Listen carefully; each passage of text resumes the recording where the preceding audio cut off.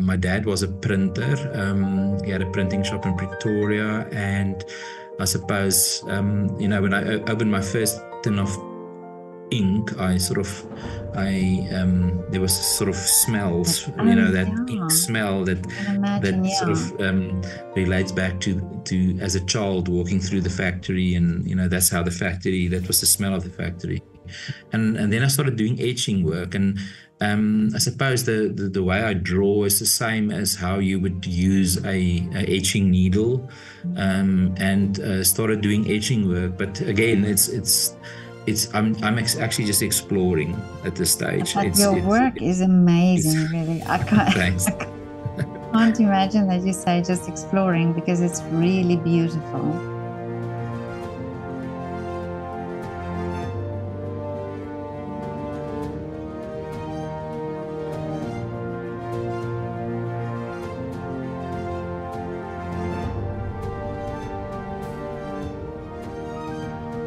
Good morning, Wessel. It's so great to meet you here on Zoom. Hi there. And you're in Stellenbosch. Correct, yes. Yeah, Stellenbosch, South Africa, in the winelands. Wonderful.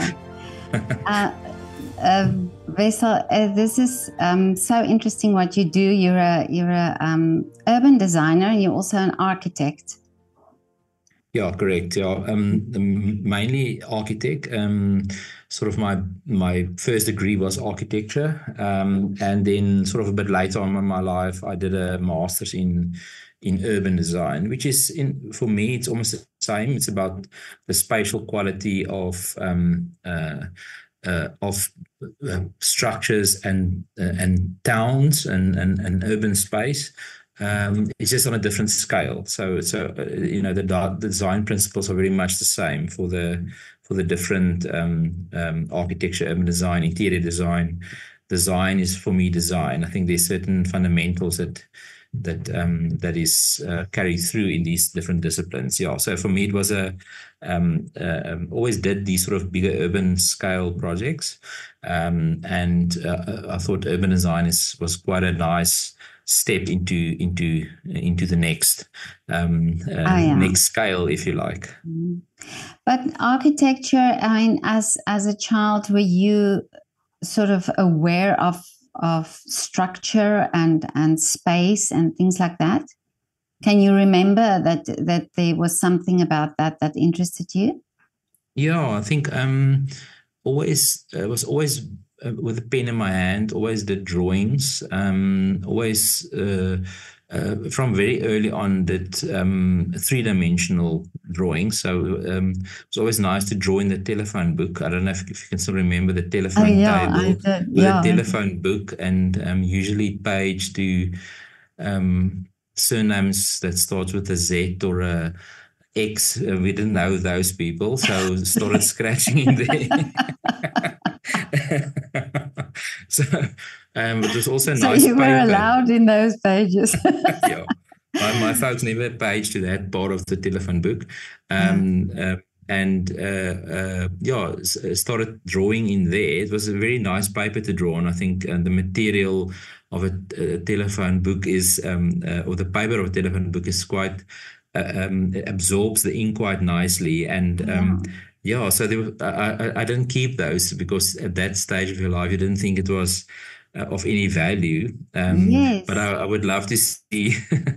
You remember the little telephone table where the telephone used to be before the days of cell phones, and so always did drawings, and I suppose. So were you one of those people who were speaking on the phone and doodling or doodles drawing? A lot? Really? Still do. Especially when you sit in a very boring meeting, because your mind can't stop thinking, and there's lots of little doodles. You'll see it on my post as well, that there's meeting doodles, and you take the agenda page or you take the minutes and you start filling in or adding a layer of what you are, I suppose. Apart from making notes, that's also important. You you draw out, it's much better.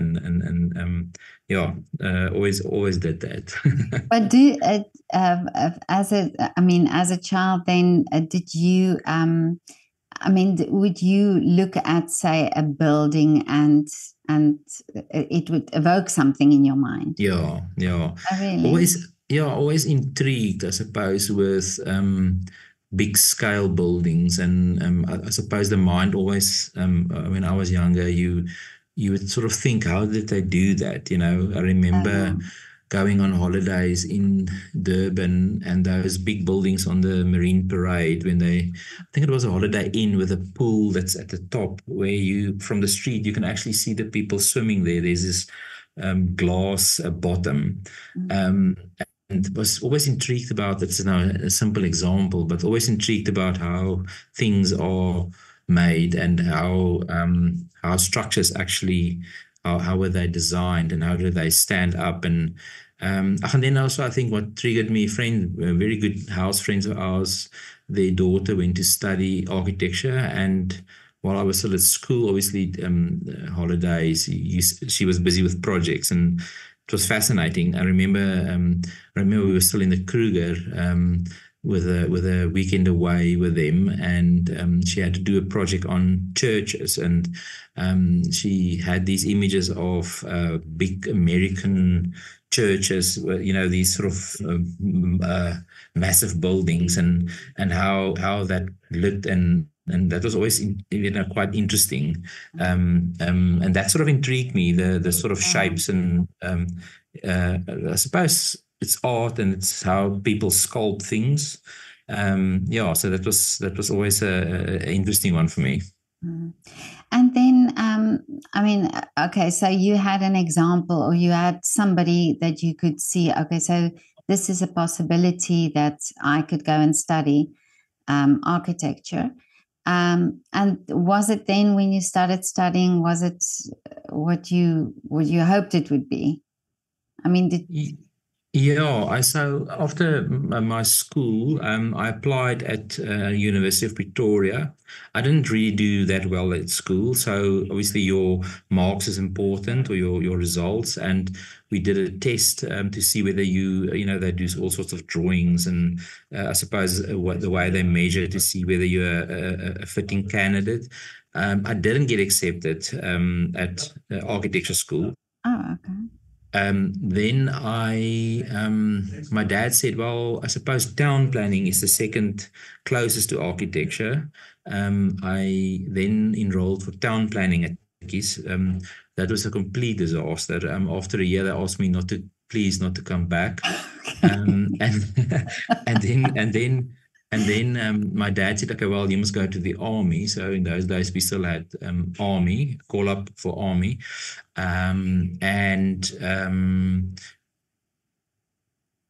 That didn't happen. And I asked my dad to give me another chance. So I then applied at the then Technikon Pretoria, which is now the Tshwane University of Technology, to do architecture there. And luckily, my mentor and my inspiration for what I'm doing today, he was the head of the department then.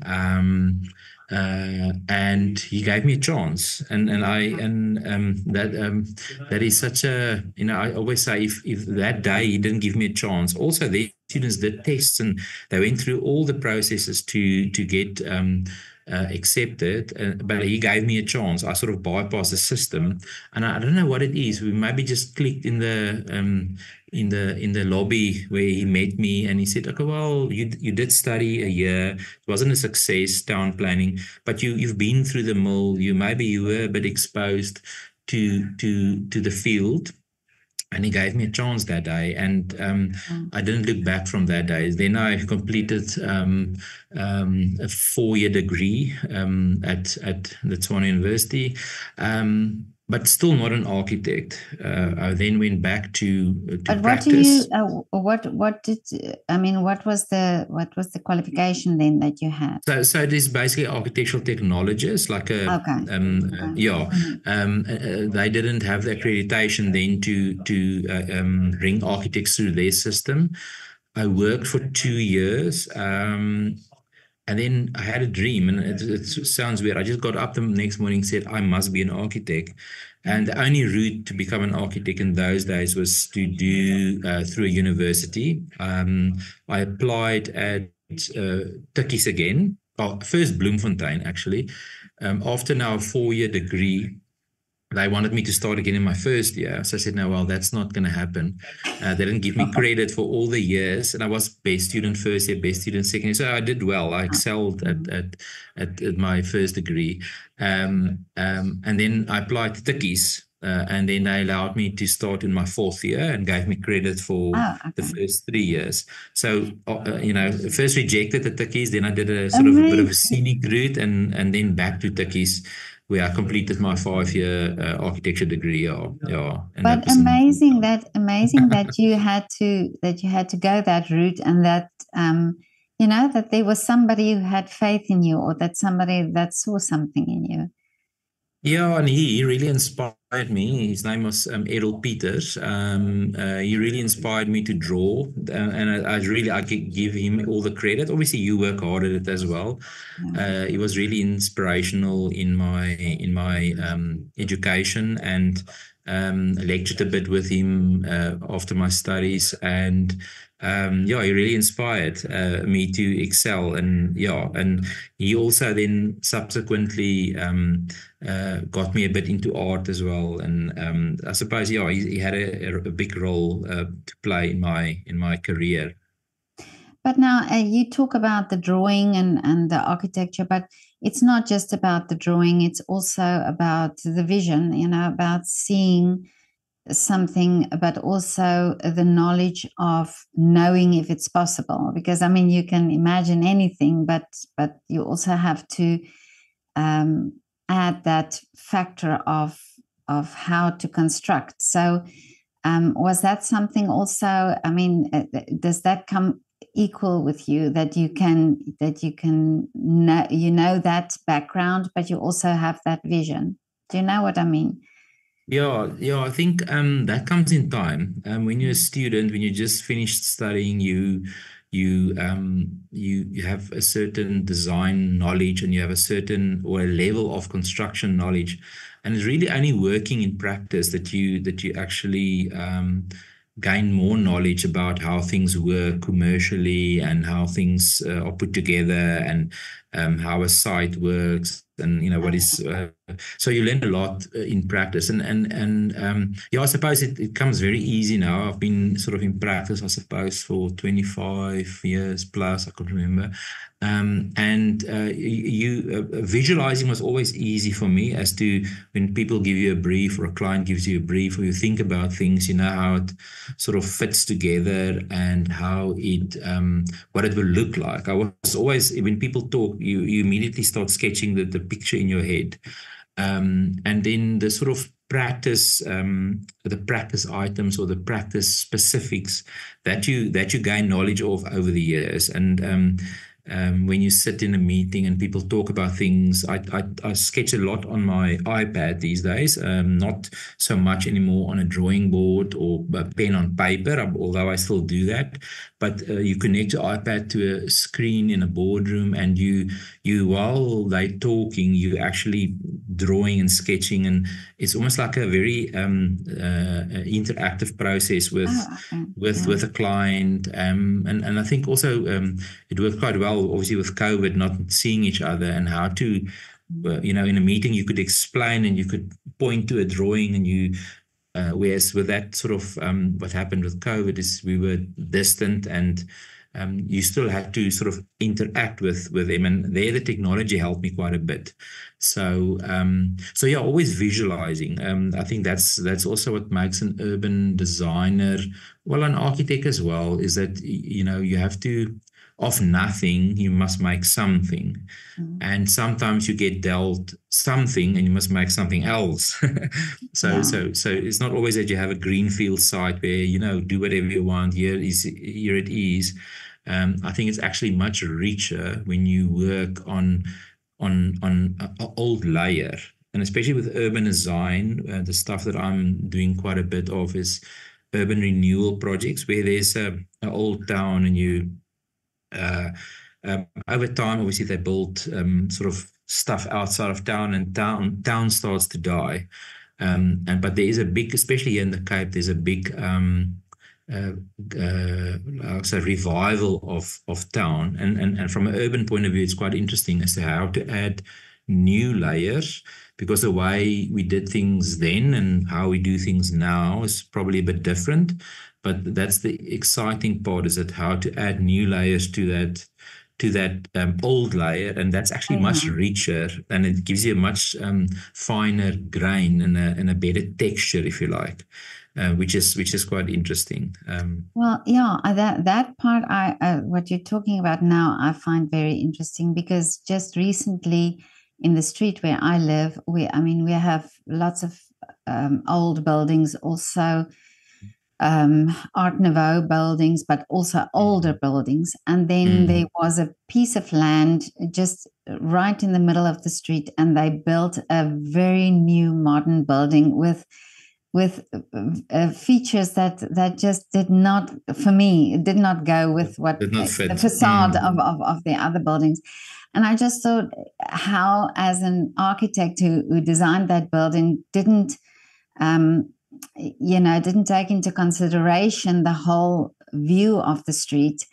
And that I sometimes find sad, because I would think for an architect, building, the building or the facade or the design of a building is like an artwork almost. So if you put something in line with other buildings, then you would almost want it to be like a coherent sort of look or feel. Well, it's a difficult thing. I think it's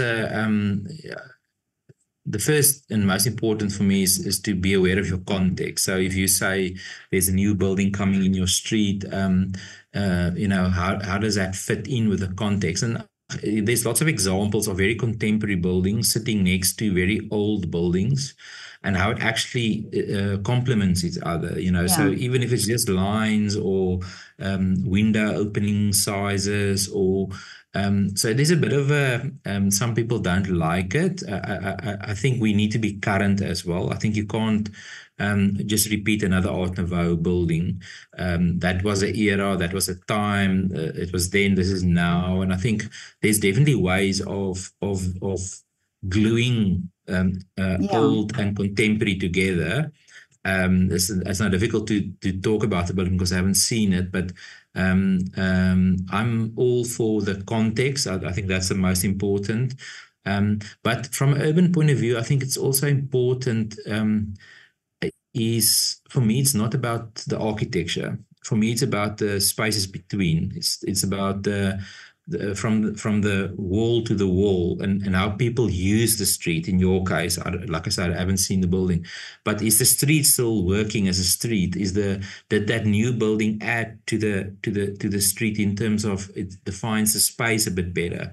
So yeah, it's a difficult thing to evaluate, but I think one can't hang on too much on older styles. I suppose in a very historic town like yours, it is a bit more. You need to be a bit more sensitive.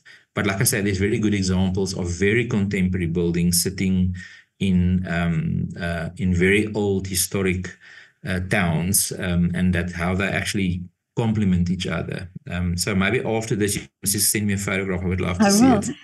Yeah, it would be great to get your opinion on that. But actually, it's right. It's correct what you're saying, because I used to be very much, because Vienna is an old city, and I love these old buildings and what they did. And there's in the center, there's actually a very contemporary building with glass. The whole place is just glass and steel.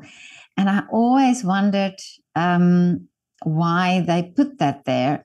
And then one day I came from a different direction, and the sun was setting, and the reflection of the old buildings in that building suddenly made the most beautiful picture. I mean, such that I had to stop and take a photograph, because I've never seen it like that. And then suddenly it made almost sense for me that they did it that way. It was almost that reflection of the old in the new, and you suddenly the glass took on, or that building took almost incorporated the old buildings. And I thought how clever that was done. So I understand what you're saying. Yeah. Yeah, it's the same. There's another project of Norman Foster in Nimes, and of also a very, I think it was a art gallery, and also sitting in a very old Roman town, but the reflection of the glass in the very contemporary building and mirroring the context, basically, that is then within context. And I think also how the proportions of the building relates back to the classical proportions of buildings. So it's a contemporary building, but with the right proportions. And I think that's how it actually fits. And not everybody sees it, but I think that's a very good example of what you're saying, is that the new building actually disappears in the context because of the reflection of the old. Mm. And something that I also always wanted to speak to an architect about was during lockdown, I did a project here in Vienna where I took photographs of artists in their windows. And of course, I had to go through the whole city and from the one end to the other. So I really had, got to see all these different buildings and building styles and so on.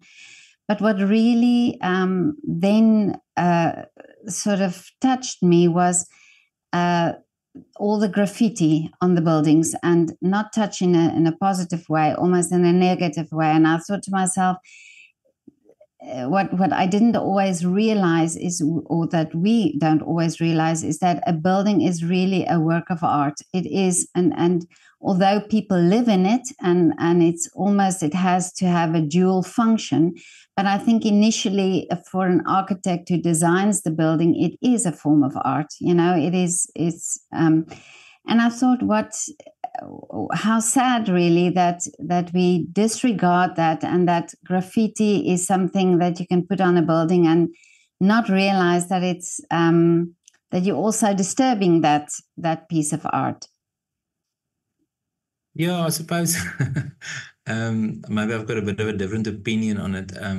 That's also the graffiti artist also needs a space to. I think there's graffiti as art and there's graffiti as vandal. And I suppose where do you draw the line? That's the way that person expresses himself, and that's his canvas. I suppose, when you look at old historic buildings, it's a bit different from newer buildings or bridges or subways or stuff like that. But I mean, you get amazing graffiti art and what people do. I'm really amazed at their technique and the way they freely draw and express. And I suppose if every building is just a canvas for a graffiti artist and there's no rules, I think it can get a bit out of hand. But you must also think of their canvas, and I use paper and pen in my office, and they use spaces outside. They don't use a telephone book. Yeah. Or they must first practice and get it perfect, and then they can come and they can, Bansky and those type of artists that, but then, interesting that you see it that way, because it was just things that, that I thought about. I do agree there are lovely pieces of art that's graffiti, that I'm talking about what you what you mentioned, like vandalism, just random painting words and things on walls. Then But you're talking about the development now in say in towns like Stellenbosch, where you revive almost the town. So do you keep, because Stellenbosch has got very much like a Cape Dutch type of building style. What do you do in towns like that, where there's an old sort of those old historical buildings?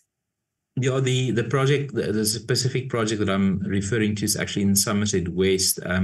Stellenbosch has got a very obviously a rich heritage and a very is I mean the second oldest town in the country.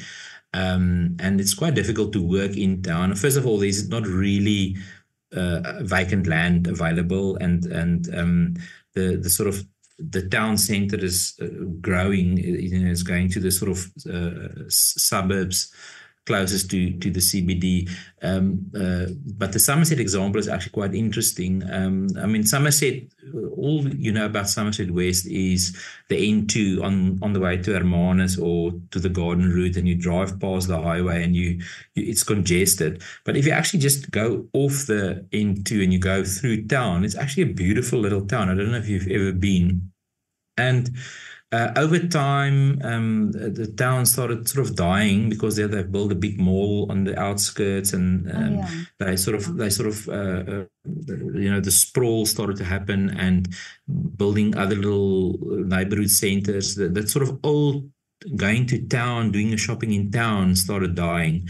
But there's now a revival of developers buying up pieces of land, and we're starting stitching together these pieces, and it's a difficult process because you deal with different developers and different landlords of different owners, and not everybody's got the same vision at that stage. And I started working in Somerset about 5 years ago, and you just have to sort of chip away, and it just takes one project to start, then others will follow. And it's now sort of gaining momentum where we've put in a famous coffee shop on the corner, and all of a sudden that becomes the new node, and people start meeting at this place, almost like how it used to be. And then there's a bicycle shop coming, and that's bringing a new bunch of people. Then the owner next door started to see, oh, this is like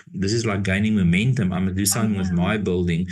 And then all of a sudden, and we're not there yet. And I think it's going to take another 5 years or so for it to sort of gain proper momentum. But you're bringing life back into town. I think also after COVID, people didn't want to go to big malls anymore and go and shop there. I mean, I try to avoid it. But people are coming back into towns where you can be outside. I'm involved with projects where, for instance, a big mall where they just say, listen, we just need to breathe. We just need to see the sunshine. We just need to be outside. We want a people's place where you sort of have a piazza and where the kids can play and you can have a nice lunch on an urban space. Whereas these sort of bigger centers sort of created that, but it was all internal. And even here in the Cape, where weather is not in our favor, I'm sure in your climate as well, there's a lot of internal spaces. But I think when the sun is shining, people want to be outside. Absolutely. And they just flock to the sun, and they just so that's quite nice to even in the sort of projects which I suppose I could say killed town, they sort of also realizing that, and people coming back into little door piece, little towns, and I don't think all of our towns can recover. I think if you drive through, especially the rural little towns, it's just it's just too far down the line. But I think towns where there's still a big concentration of people, there is definitely a drive to improve and make them walkable again, and improve the sidewalks, improve the lighting, improve the wayfinding, just make it safe, and people can come and shop there, and that's what they want. They want that I want to buy from the baker, I want to buy from the butcher. Yes. Absolutely. So those type of the market, I think you've got more of that in Europe than here, but we used to have all of those as well. I remember as a kid, there wasn't a food lovers market and a this and a that. There was the green grocer on the corner, and you went to the butcher get your specific meat cut. And there was a bakery, usually part of the cafe, as had a bakery in it, and that's how you shopped. It's only really later that all these sort of big department stores and food stores and but I think there's a bit of a movement back to it, to a deli, and you go to that place to get that specific, you go to that place to get that specific, and it's that whole experience of shopping and using your town basically. I do agree, and I think I mean, if I go back to South Africa, I grew up in Vanderbijl Park, and I remember it was the same. You went to a shop where you buy your vegetables, and and there was the butcher and so on. And it's sad that like you say, that these places, big stores come in and they sort of take those businesses away, but you don't have that personal service anymore. And you could talk to the butcher and you could tell him, I want a steak that thick, and I want a bit of that biltong hanging there, and exactly. that personal touch. And the pharmacist. When we went with my mum, the butcher always gave us polony, a slice of polony to snack on. But I don't think Europeans know what polony is. Polony of Bron. But interesting also. Now I think I heard about that coffee shop in Somerset West actually. That's sort of very popular now, and people love going there. But now with buildings, with design buildings, and you say you sort of it's almost like a revamping of the towns. But I read once that the architect or designer, Charles Rennie Mackintosh, he talked about the outside and the inside of a building, that has to be sort of the same. And not the same, but it has to be matching. Yeah, I suppose the transition space between outside and inside, it's almost like a bit blurred. I suppose, I don't know if that was not one of his philosophies, but yeah, sometimes the sort of transition space is important, and that threshold is important as to even on an urban level, where you transition from one space to the next space, and how that sort of works together. You'll see a lot of projects as well, is that they almost blur that line a bit. I think from an urban design point of view, it needs to be quite a defined line between spaces and precincts or neighborhoods, but on buildings sometimes they blur that line, where depending on the project, that it's sort of flowing, that the inside and the outside is like a you shouldn't know whether you outside on the deck looking at the ocean or sitting on your lounge on the couch looking at the ocean. There's no defined line where that is. So I suppose project specific, and that is something that we use.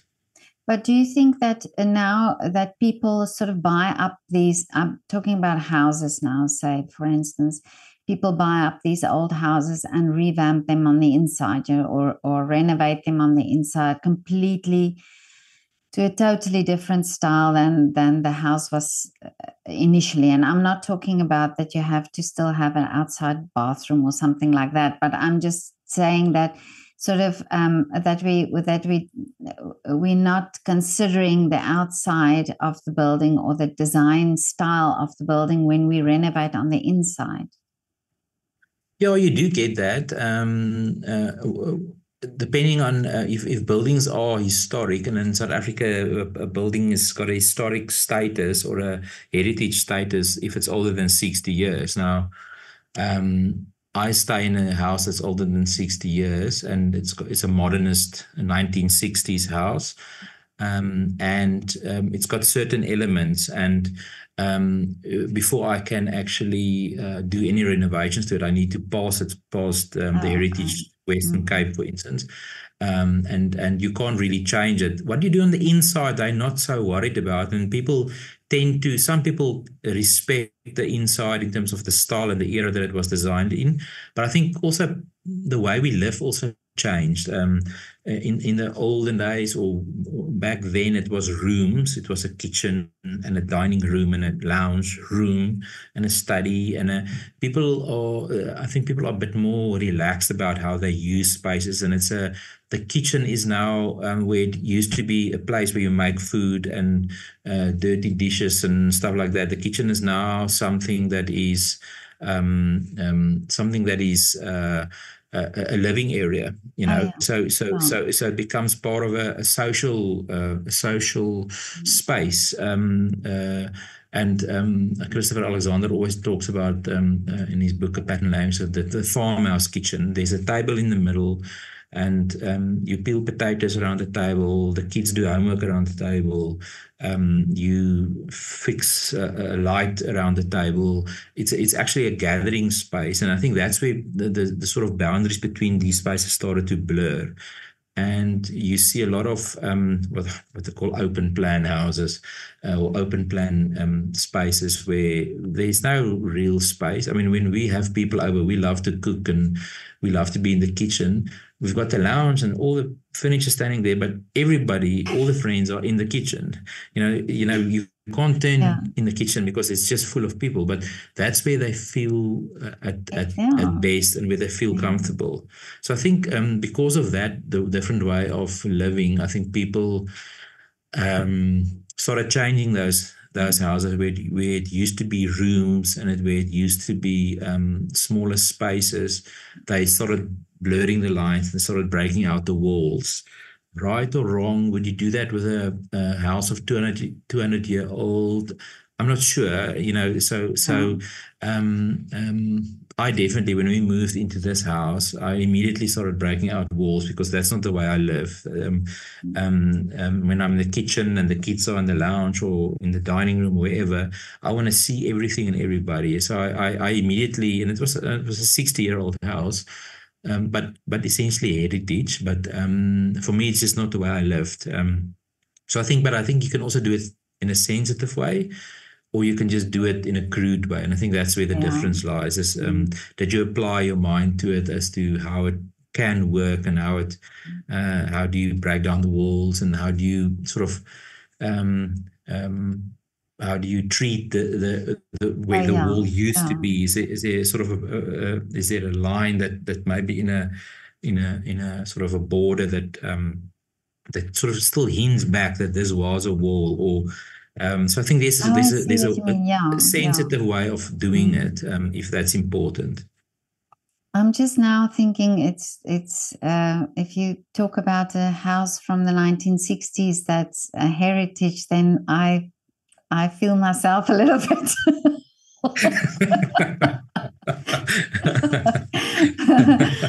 But anyway,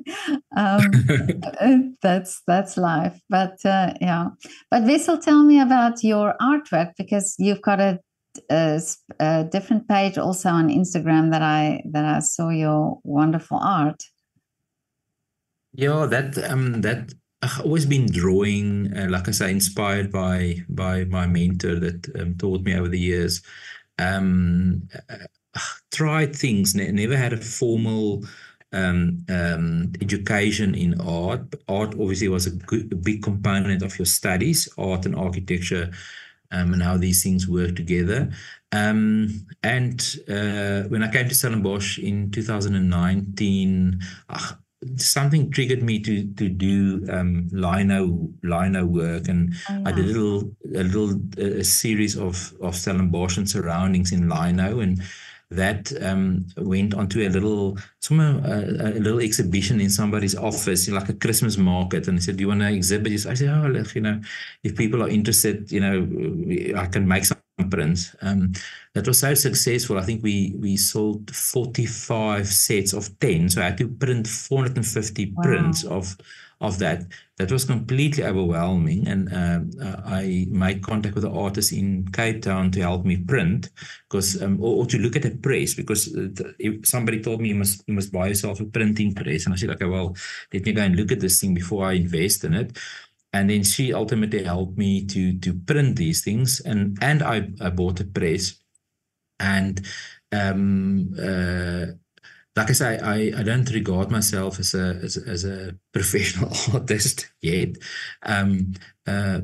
So we donated all of that to a local charity, the income of the art that sold, and I bought myself a press, and that's where the etching started to happen. My dad was a printer. He had a printing shop in Pretoria, and I suppose when I opened my first tin of ink, there was sort of smells, that ink smell that sort of relates back to as a child walking through the factory, and that's how that was the smell of the factory.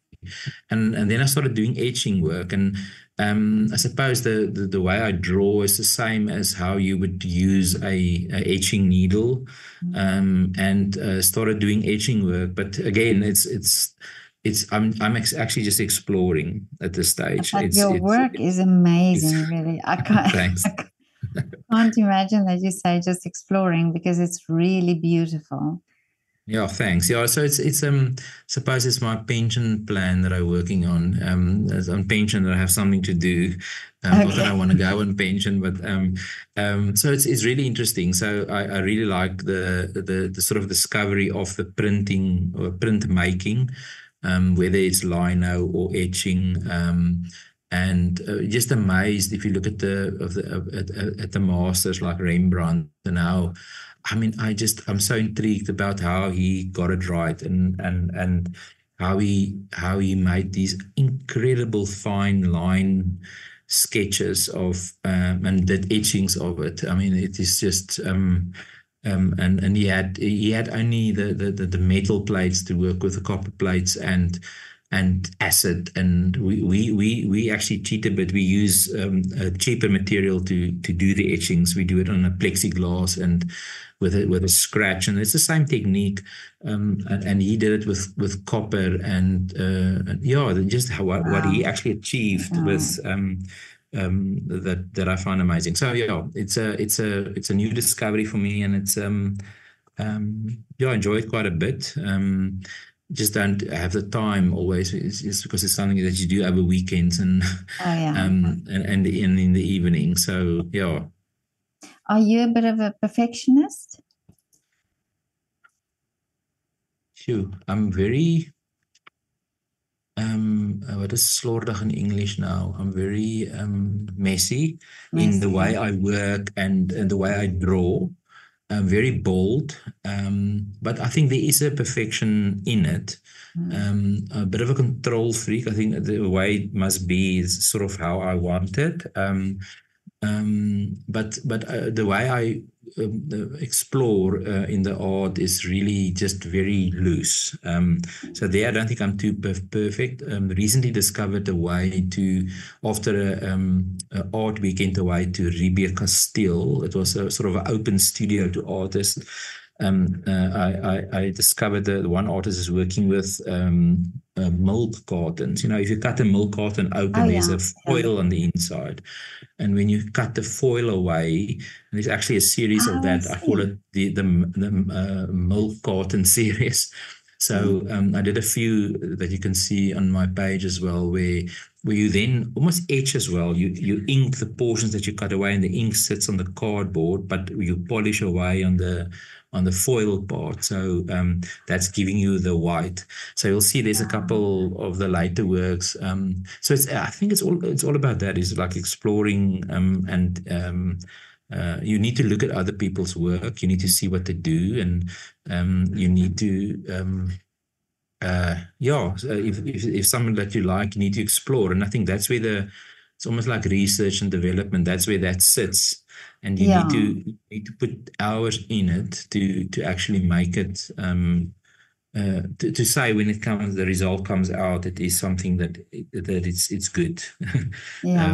I suppose it comes with time. I can't expect to be a good artist if you don't put your hours in. And for me now, it's really to learn the ink, the machine, the technique, the different techniques. If you do it like this is the result. So I didn't have a formal education in art, so I didn't go through that 4 or 5 years of lectures and practical work. I need to discover it. So, and that's what makes it so amazing on Instagram, is that you can actually see stuff. I 2 days ago I made contact with somebody that does lino as well, and then you ask him a few questions, and he gives you the answer. So, and I suppose that's how small our world has become, and that the guy in Vienna is actually sitting in your boardroom, or the guy in Pretoria sitting in your studio, and you can actually ask him a few things, and it's all to do about you just need to put in the hours. I think that's what it is. A guy that's playing amazing violin doesn't pick up a violin and then he plays. Exactly. It comes with time. So I suppose you have to put in that to get the result at the end of the day. It's true. And I mean, I've spoken to an artist in South Africa. I just can't remember his name now, but he was saying that he actually studied art, but that he quit because he felt that they're taking away from his original idea of what is, they were saying, no, your art is too sort of childlike or imaginative. And because he wanted to explore his form of art, and he does the most amazing drawings. And I sometimes think, yes, there is a place for art education, but there's also a place for exploring, like you say, for finding your own thing, your own way of doing specific forms of art, I suppose art is also about the message. What is the story? What's the message behind it? At this stage, my art doesn't have a message, I think. I just explore. So the stuff that I do is not, I think art needs to have a deeper meaning. So for now, it's really just to learn how to do, learn the equipment, learn the techniques, learn the machine and stuff like that. And then, I suppose you will, there's a deeper message behind it that will come. So just to make a nice drawing is one thing, but what is the drawing actually telling you? I think that's the other aspect. But maybe in his case it was making drawings, but there wasn't substance in it. I don't know. So it needs to. I think any artwork that you look at should generate in you a certain emotion and a certain feeling, and if that is not there, then you can I suppose, is it then just a beautiful drawing or a sketch or whatever, or a painting, or is it actually more? It's a meaning than the actual painting. It moves you more than the actual blue and red and yellow on the canvas. Exactly.